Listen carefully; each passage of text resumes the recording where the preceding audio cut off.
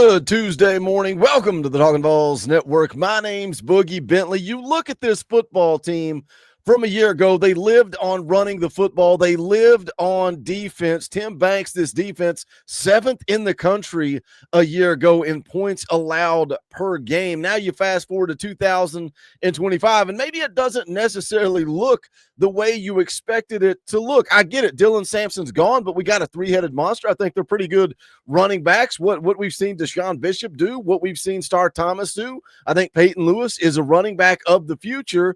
But it's not really looked the way we expected, right? I don't think any of us thought we were going to come into this 25 season and be sitting here 5 games into it, leading the country in scoring offense. We are number 1 in the country in points scored per game. I don't think many people had Joey Aguilar leading the conference in passing yards. I don't think you had Joey Aguilar leading the conference in touchdown passes. Chris Brazzell leading the country in touchdown receptions. Now, defensively, we flip over to the defensive side of the ball. You look at stats, you look at numbers.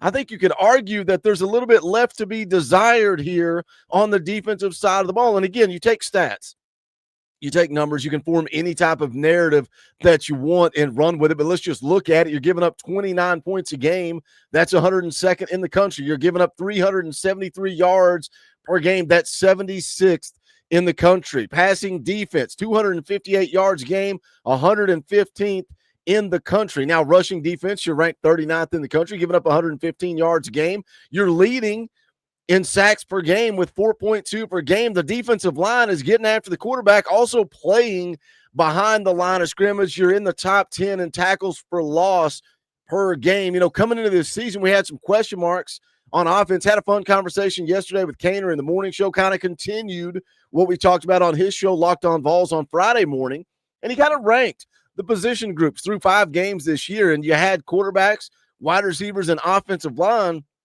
at the top of that list. And it's kind of funny looking back at it because that's the 3 big question marks we had going into this season. But I think, again, this defense, a little left to be desired through 5 games, but you got to get healthy. You got to get right. You're still right where you want to be. 4-1. I don't think many people had that Georgia game as a win. So everything is still in front of you here. You still have an opportunity at an SEC championship. You still have an opportunity at the college football playoff. But I think defensively, we've got to get better. And right, again, you could take stats, you could take numbers, you can formulate any type of narrative here. And the truth is, a lot of these teams that Tennessee's gone up against have been playing from behind, and that even includes Georgia. Georgia was down 21-7 against Tennessee. ETSU put up 10 points on your backups. UAB scored 17 on your backups. Look at passing attempts alone. Steve Angeli threw it 40 times.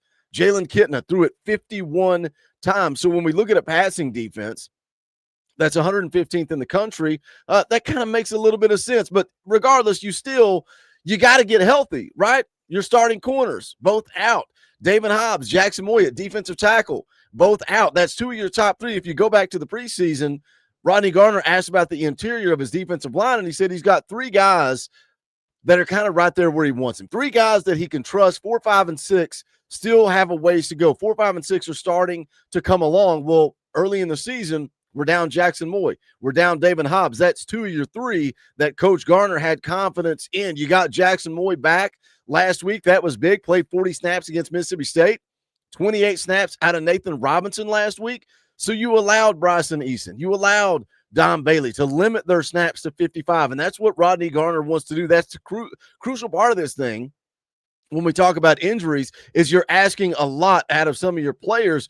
Don Bailey, Bryson Eason both played over 90 snaps against Georgia. That's too many. So getting Jackson Moy back helped with that rotation. David Hobbs expected to be back this week. That's going to further help with that rotation. We know Ricky Gibson is out for the year. What Colton Hood has done, what you've gotten out of Ty Redmond as a true freshman has been impressive, but we keep waiting in anticipation. When is Jermod McCoy going to be back? We've even speculated, is he going to be back, right? There was some talk out there about Jermod McCoy early saying, does he even come back? Does he risk it?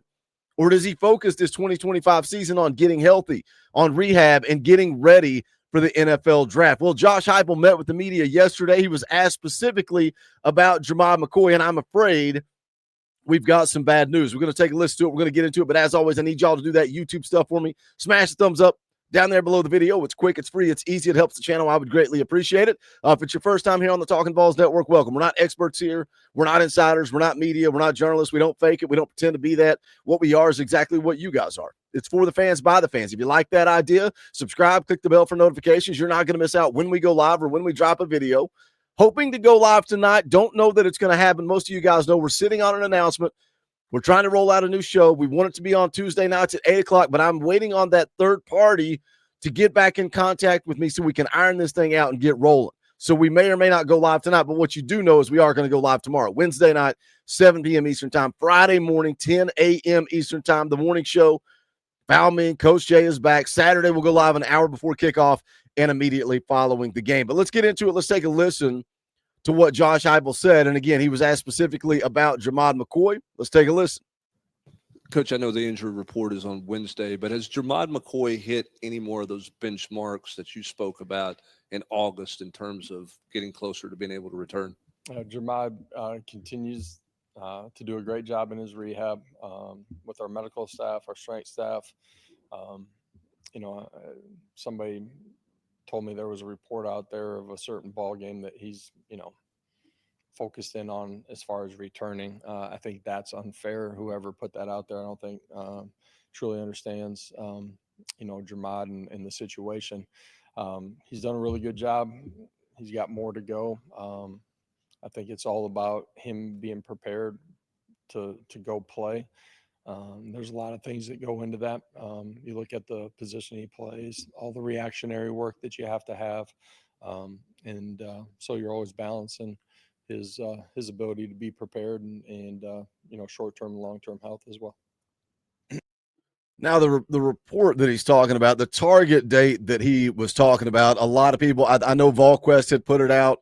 I don't know if it was in an article form or if it was on the message board, but the way it works, if Austin Price, if Brent Hubbs, if somebody at VolQuest puts something on the message board, it is out in no time, and every media outlet across Knoxville is putting it out as in written form, right? So when he's talking about a report, I don't know if it comes from that, but the bottom line is the target date that everybody was talking about was this Arkansas game coming up on Saturday. Now, we talked about this yesterday in the morning stream. That was before Josh Heupel met with the media.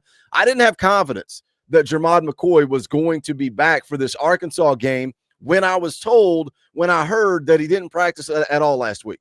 You've got to get back out on the grass. You have to participate in practice before you're going to be able to return for a game.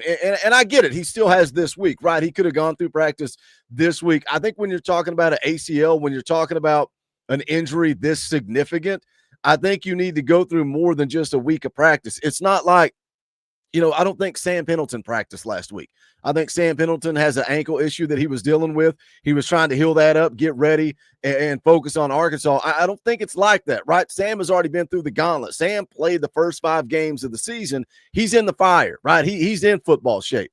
So if he needs a week to get right, a week to get healthy during the bye week, and then come back and practice this week, I got no problem with that. But Jermod McCoy, when you've not practiced, when you've not played, when you've not been in that fire, he needs to get up to speed. So when I saw that he didn't practice last week, I didn't think that was very encouraging. So it definitely sounds like Jermod McCoy is not back this week versus Arkansas, which brings me to Alabama. I think that's the big game that you have circled on the calendar as a target date that you really needed Jermod McCoy back. Tennessee this weekend, almost a 2-touchdown favorite. Now, look, Arkansas is going to score some points. I would like to have Jermod McCoy out there on the football field on Saturday against Arkansas. They're 22nd in the country in scoring offense, 8th in the country in total offense. Talon Green is a dude. He's got the 4th highest QBR in the entire country, thrown for almost 1,400 yards, 12 touchdowns. He's rushed for 441 yards. He has like just 6-7 carries less than their starting tailback.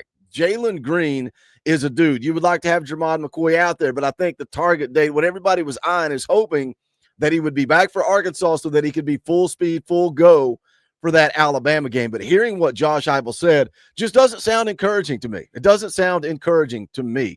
And again, we know how Josh Heupel is with injuries. We know how secretive he is. He's not going to tell you any specifics, any details, but based on what he's saying there, calling out the report, saying, hey, whoever put this out did Jermod McCoy a disservice, doesn't sound to me like he's back for Arkansas.